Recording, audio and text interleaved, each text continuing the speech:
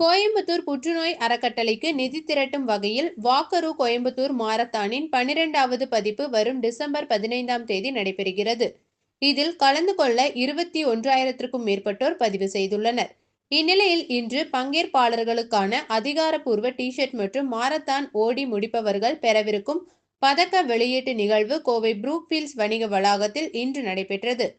இந்நிகழ்வில் கோவை மாநகர காவல் ஆணையர் பாலகிருஷ்ணன், வாக்கரு குழும இயக்குனர் ராஜேஷ் குரியன், எல்ஜி நிறுவனத்தின் நிர்வாக இயக்குனர் ஜெய்ராம் வரதராஜ், கோயம்புத்தூர் புற்றுநோய் அறக்கட்டளை நிர்வாக அறங்காவலர் Balaji, Coimbatore marathon race director Ramesh Ponnusamy ஆகியோர் பங்கேற்று அதிகாரப்பூர்வ டி-ஷர்ட் மற்றும் பதக்கம் ஆகியவற்றை வெளியிட்டனர். நான் டாக்டர் பாலாஜி, கோயம்புத்தூர் கேன்சர் ஃபவுண்டேஷனோட மேனேஜிங் ட்ரஸ்டி. 13 years பேக் நாங்கள் ஏதாவது ஒரு அவேர்னஸ் க்ரியேட் பண்ணணும், ஃபண்ட்ஸ் ரேஸ் பண்ணணும், கேன்சர் பேஷண்ட்ஸ்க்கு சப்போர்ட் எப்படி இம்ப்ரூவ் பண்ண முடியும்னு ஒரு ஐடியாவோட ஒரு மேரத்தான் அரேஞ்ச் பண்ணலான்னு பிளான் பண்ணியிருந்தோம்.